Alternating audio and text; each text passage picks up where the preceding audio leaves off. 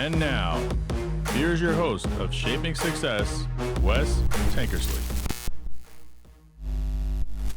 What is up, everyone? Welcome to Shaping Success. I'm your host, Wes Tankersley. Today, we're going to do a little solo episode. This is actually streaming live right now on TikTok, so if you want to check that out, you can go to TikTok and you can watch it live, and you can see it happen before it happens. This will be coming out on Monday. But when I do a solo one, I'm going to try and do this. There's also a Patreon account. If you want to join Patreon, for as little as $3 a month, you can help support the show and get me better equipment and things like that. I want to talk a little bit about the podcast today because it's been a while that we've actually really talked about it and told you kind of the situation of what's going on with it. It's very interesting. I've had a lot of guests on lately, which I'm very thankful for the guests that have been taking the time to be on here. MP3 Baseball's been on, Ty Hosagen's been on, Jennifer Broxterman. Those are like the most current episodes. And it's been great to interview people. I did a lot of solo shows in the beginning, but it's becoming one of those things where I'm going to run out of time here. We have this thing called perception versus reality. And my friend Jay talks to me about this all the time. And we talk about like how people see what is going on with social media, because that's the only place that they see you. They see what's going on with you. They see how things are moving, and they see you get all these likes and views and follows and all that stuff. And the reality of that situation is they only see a little small part of what's going on behind the scenes. And it's tough. I interviewed Ty Hosagen this last week, and I've been posting clips, and he's a great guest, but I have been kind of just going through the motions, and I'm having a hard time keeping up with a lot of things that I'm doing because I have a lot of stuff going on. I'm building a house that's almost done, and I'm going to have to move. And then I'm thinking about where I'm going to be able to record episodes because my studio will not be completely done when the house is done. So I have to go in there and hang cabinets. I have to go in there and put flooring in. I have to treat the walls. They already have sound treatment in them, but I need to put more sound treatment in them, decorate the place. I mean, there's all kinds of things that I have to do in order to be able to bring you this podcast. And so it's work. And this is not my full-time job for those of you who think it is. It is not my full-time job. What it is it is something for me, an outlet for me to talk to people and get inspiration, because I'm trying to inspire you, but you are also inspiring me. And I don't know that you really know that. People inspire me daily by doing the things that they do, by leaving comments, by posting, by telling me that what I'm doing is good, asking me questions about what I'm doing, how I'm doing it, and how I got through it. And then they also give me tips and tricks on how to do that. It's inspiring for me to see that. I get a lot of inspiration from social media. I get a lot of inspiration from books, from shows, things that are other people that, have been through it and how they've worked on it. David Goggins is one of my favorite authors. And I just recently came upon him. But like I find myself a lot of times saying, what would David Goggins do? You know, when you get to the point where things are shitty, things suck, you feel like you're not getting through it. Here's the reality. Okay. I've been doing this would be year 4. Okay. I've been doing the podcast for 4 years. I've been on Instagram for about 4 years. I've been on TikTok for about 4 years. I've always been on Facebook. That was like the main OG social media. I feel like, well, besides MySpace, which I never took part of, and didn't really get into the social media aspect of this whole situation until about 4 years ago when I started doing this. And people see, they see me talking about it. I post clips on TikTok. I post clips on Instagram. I post tips on LinkedIn, Facebook, YouTube. All those places are places where I am trying to build a following in order to be able to do this full time. Now, the reality of that situation is I begin with the end in mind, and I know what it is. I know what I want, but it's not coming fast and it's not coming easy. So I got to continue to work hard and push through it. But what you see is the things that I show you. You don't see all the stuff behind the scenes that I have to do to make that happen. And I've had some great help throughout the years. The first year of the show, I was working with a friend of mine who had a platform to help push me out, to help me put out there. Cause I started on an iPad in my garage, sitting on one of those plastic tables. That's where it started, on an iPad, just talking. Then I got some lav mics and I tried that. Then I ended up getting a Blue Yeti and I tried that. I mean, there's all these different things that have got to this point, but no one saw all that stuff. You see me for who I am and where I am right now. So it's very interesting to see that perception versus reality, to understand that, it's not quite what it looks like. And I'm trying very hard to grow a following and trying very hard to reach more people. And I've talked this week a lot on TikTok, the last like almost week, to post a bunch of these videos to get into this creator fund, this beta creator fund, to get 100,000 views in order to do that. And I realized that I'm getting about 250 views on a video. So number one, I'm either not that interesting, or number two, they're just not pushing my stuff out.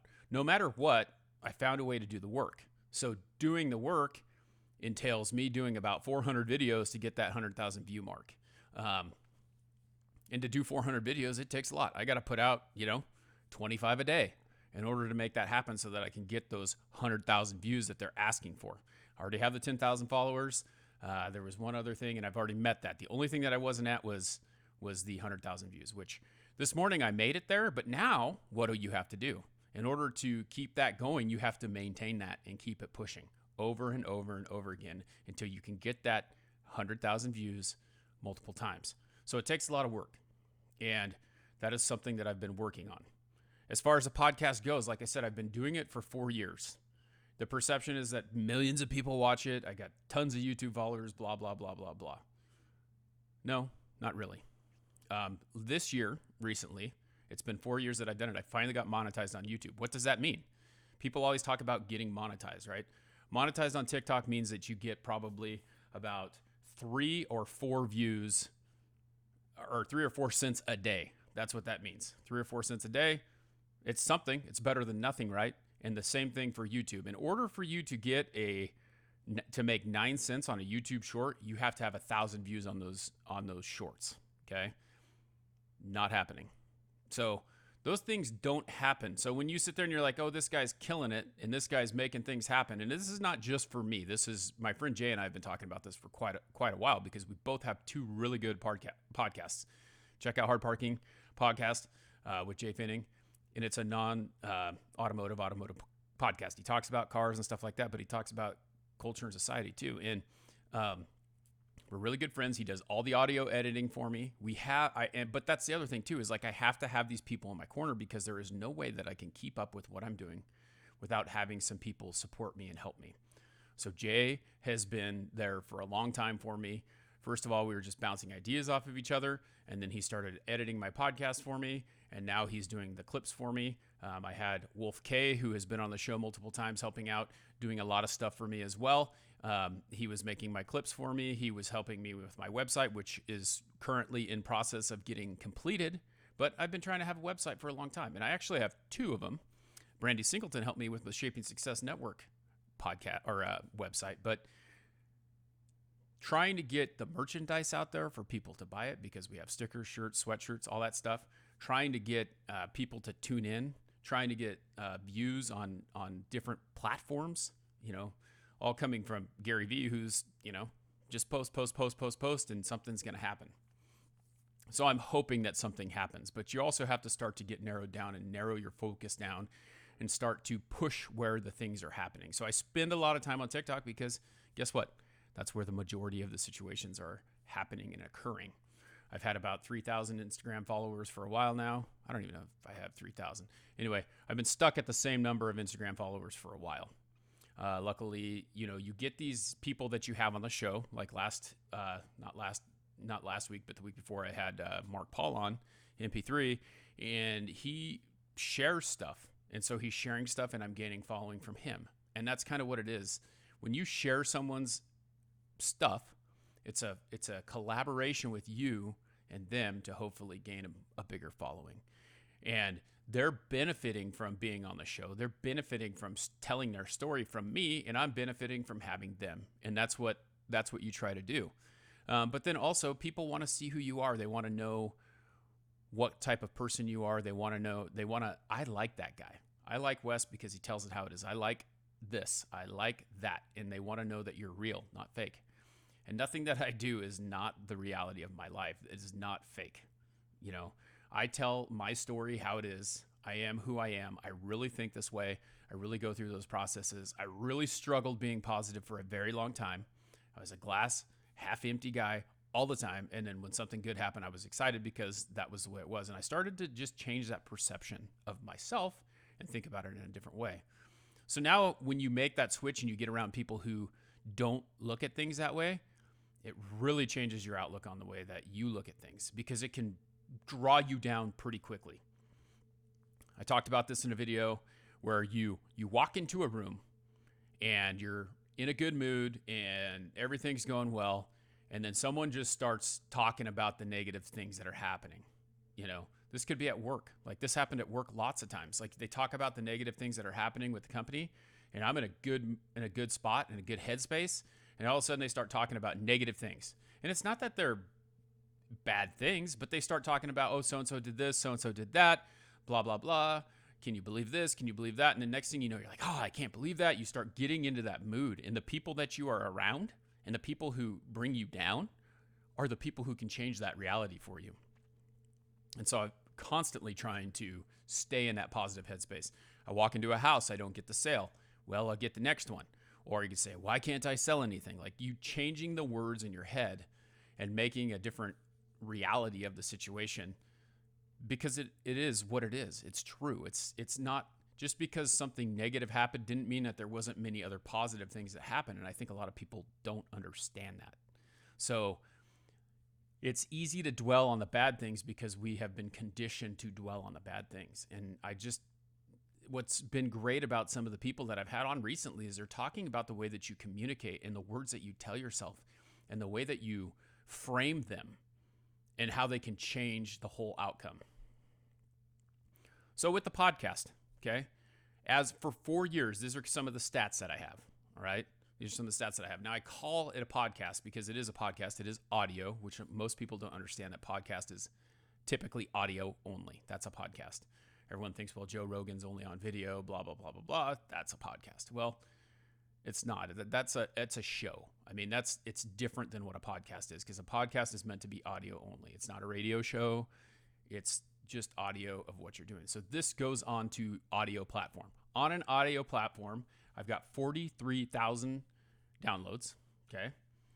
231 episodes published. And it's one of those things that this is what I've been doing for so long. Those are the things that I have. Now, that doesn't mean, you think about it, okay, so what does that mean? Let's look at the last episode. The last episode, because now I have episode downloads, right? Let's look at the last episode, since we're talking about perception versus reality, okay? So episode downloads, the last 20 episodes. Taiho's Jin, 23. Mark Paul, 70. Jennifer Brocksterman, 23. Solo 128. Geej Wiles, 26. Jerica Mayer, 23. Another solo, 19. Mark England, 29. Megan Henry, 19. These are all great episodes, but those are the amount of people who have listened to or watched that, okay, over time. Now, if you look at over all time, like the people who have, some of these episodes have over 400 downloads, which is great. But in order to push that out more, you have to have more than that. And it's funny because it's in the top 10 podcasts, but it's still not pushing that out. Okay. YouTube. So YouTube is video only, right? I have 1,961 followers. So if you go over to YouTube and you are subscribers, is what I should call it, because they're subscribers. You need to go subscribe to a YouTube. So you don't have to subscribe to mine. I don't care if you do or don't. But the reality is that the best thing that you can do for these people is subscribe and share. If it brought you value, if you're watching it, take that and share it. There's a little button remix. If you're good at video editing, you can remix it and share it out again and direct it back to. There's all kinds of things you can do to help those people. But the biggest thing that you can do is follow them on all their social medias, because I can guarantee you that each person does not have just one social media. Subscribe to the channel. Get that out there. That's how you help them. Social media is just an outlet for me to help other people get to the show, to help inspire them.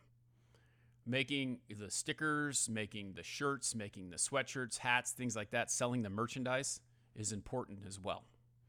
And that is the thing that you have to understand. But for me to get done what I'm trying to do with my day job, that is a full-time day job, with raising my 2 kids and all that stuff, it is a sacrifice for me to be doing this. And I sacrifice my time.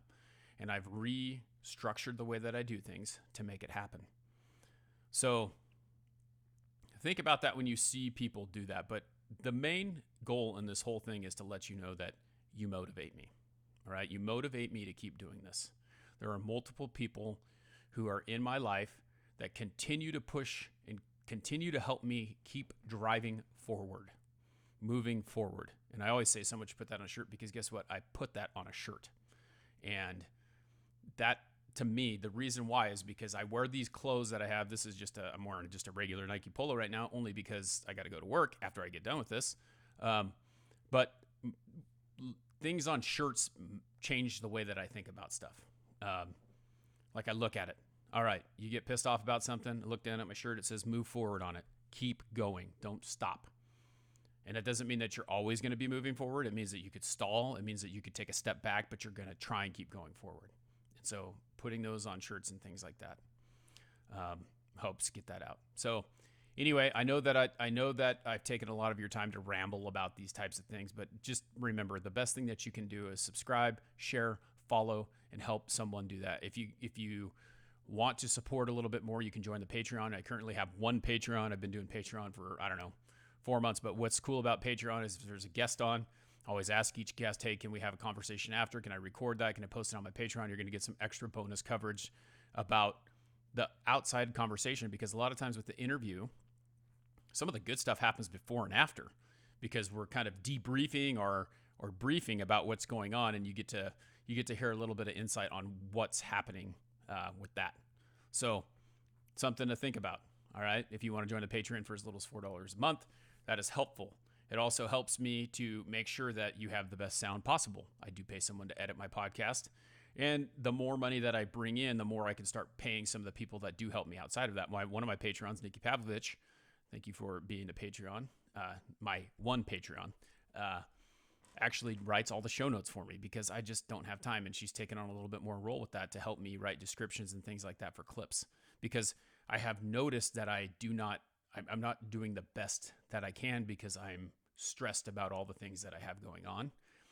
And I've had a couple instances where the person who wanted to share it or wanted to collaborate with me, like on Instagram, is like, hey, dude, I don't mind being a collaborator, but the wording's messed up, the spelling's messed up. There's something that I just don't like about it. Can you change it? And then I'll accept your collaboration idea and we'll get it going. That's on me. And I don't like making excuses. I hate excuses. And I this happened this week, and I looked at the guy and I said, you know what? I'm sorry. I need to do better. And that's all there is to it. There's nothing about it. It's not like, well, I'm not going to make an excuse. There's no excuses. I'm up at 4:15 in the morning, but if I'm going to start posting things like that and I'm tired while I'm riding on the bike and just doing it willy-nilly so that I can get it out there, that's on me. And I need to be better about it. So trying to be better every single day. And that's pretty much it. That's what I got for you. I don't know what's going to be happening in the next 2 weeks. I'm going to be moving. I'm going to have to renegotiate the studio. I may put out some classic episodes.